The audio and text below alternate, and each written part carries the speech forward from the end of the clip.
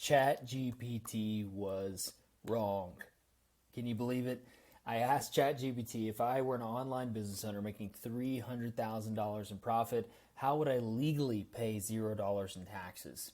And it spit out a bunch of answers, which were kind of good, kind of not. But it didn't share the number one answer of how you could legally pay $0 in taxes, even if you're making $300,000 in profit in your online business. So stick around. I'm going to share exactly what that number one answer is if you're looking to significantly lower your tax bill in your business. I'm Mitch. I'm the CEO and founder of Strong Wealth, and we help online business owners optimize their business and personal finances. Subscribe to the channel if you want more strategies and tactics on how to build your wealth, save on taxes, and optimize your finances. All right, let's jump in. So ChatGPT gave me the wrong answer.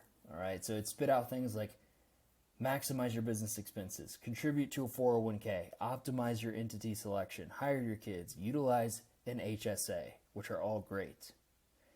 All right, so let me go through these really quickly. So if I wanted to pay $0 in taxes, is what I asked it. And it didn't give me the number one answer, but it did give me some answers that can be helpful that you should be familiar with. Okay, so maximizing business expenses. What does this mean? Essentially, counting everything that can be counted as a business expense in your business expenses. So whether that's, you went to a networking event, in the travel there, in the event itself, you're counting as a business expense for that networking and education that you got from it. Or maybe it's a software that you're utilizing in your business, but you don't have it counting towards your business expenses. Or maybe you are driving to go visit clients and you're not calculating those miles. Or maybe you work from home and you have a home office and you're not taking a home office deduction. Whatever it may be, just make sure that you're maximizing your business expenses and you're counting everything as a deduction that can be. Contributing to a 401k, of course, this is a great option and can work for people, but this is definitely not going to take you from $300,000 in profit to no taxes. All right. So if you have a business or you have a solo business, you're a salesperson, whatever, definitely look into a 401k. There are cheap options to set up a plan, or a solo 401k if you don't have any W-2 employees can be an absolute amazing option to save on taxes and invest for your future.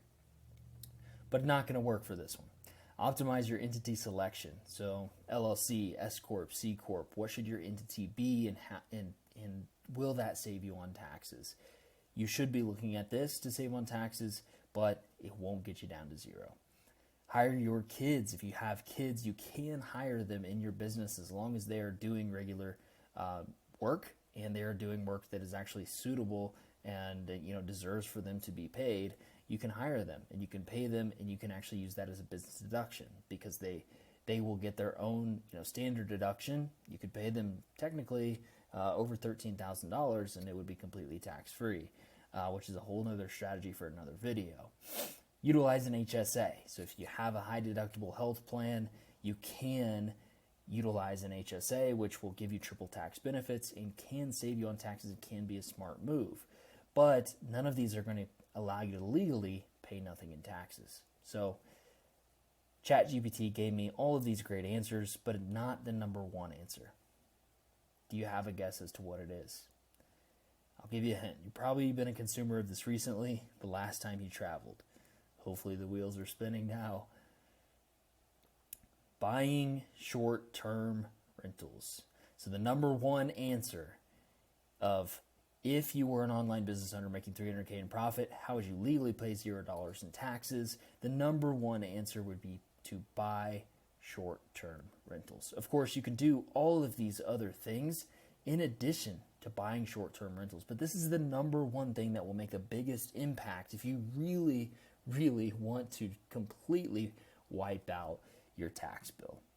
Okay, many call this a tax loophole, and I'd have to agree it's the closest thing to one, but it's not a loophole if it's legal. Okay, so why? You've heard people talk about the tax benefits of real estate, but many fail to mention that if your losses from deductions don't qualify as active, then they won't offset your active business income. So You've heard, oh, real estate is great for offsetting taxes, and that will help me. I want to get into real estate soon because it's going to lower my tax bill.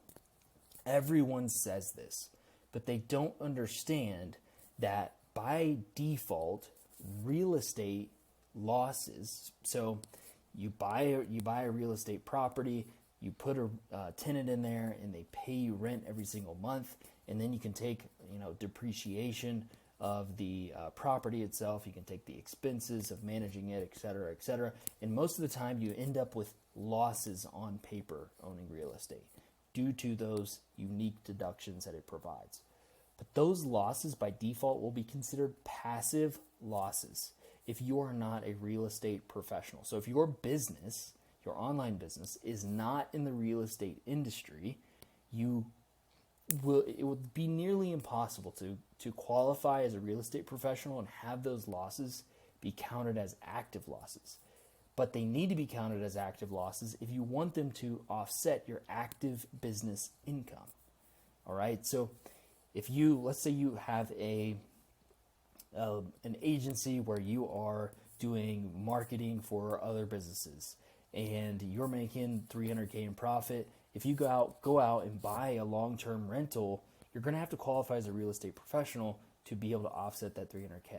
Okay, but it's going to be nearly impossible to do that because in order to be a real estate professional, you have to the one thing that will probably knock you out of contention right out of the gate is that you have to spend more time working in real estate than you do in your business. And that's just probably not going to happen.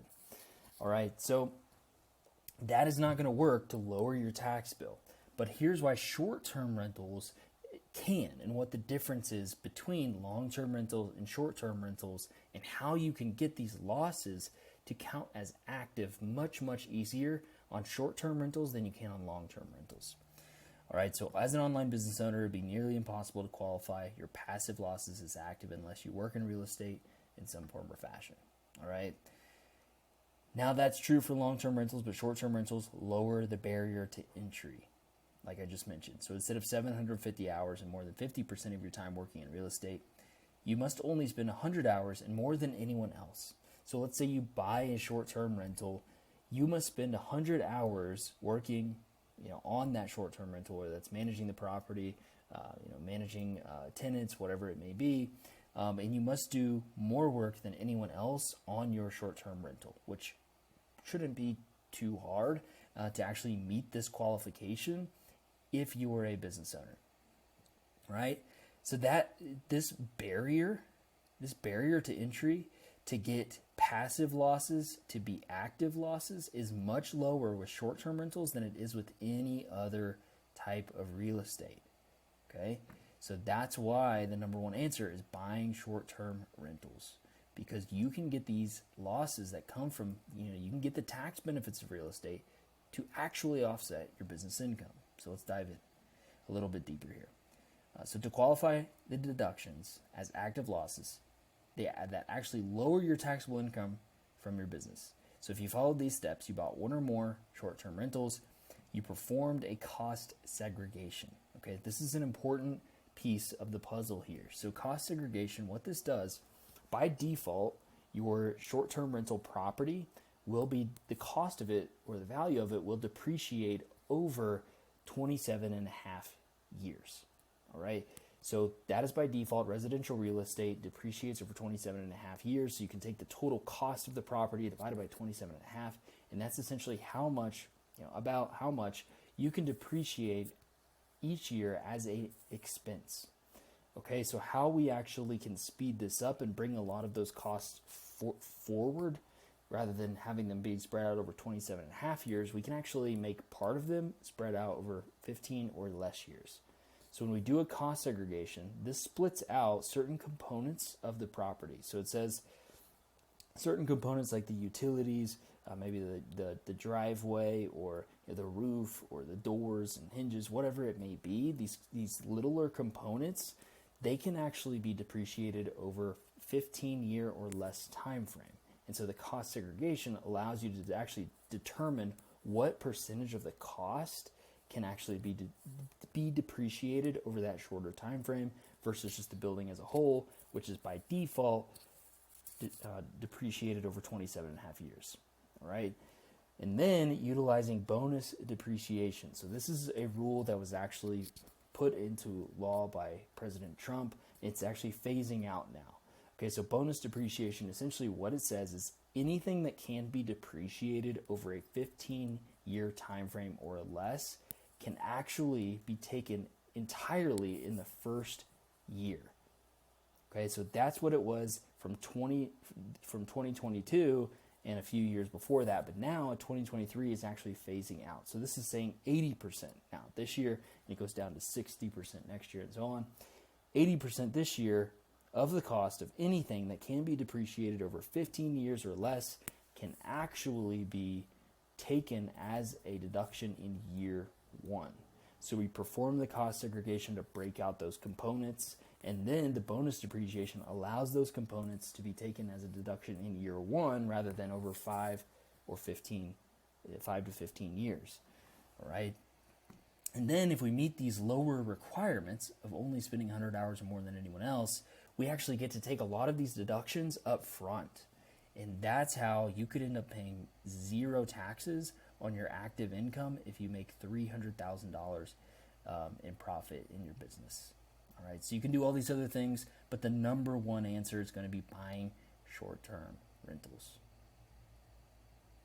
Now, make sure you're intelligently investing and not jumping into a bad property just for the tax benefits. Don't let the tax benefits get you into a bad investment, because you're going to be allocating time and capital to these short-term rentals, and you ultimately want them to be a fruitful and productive use of your capital rather than just a capital drain and a capital suck because you picked a bad property and you don't get any people reserving your short-term rentals. So it actually needs to be a good property to actually make sense from a financial perspective, rather than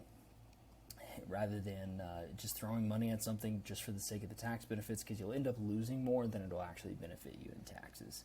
So make sure to do your research. But this is the number one answer as of today when it comes to erasing your taxable income as an online business owner. So hire a professional to help you decide if this is right for you.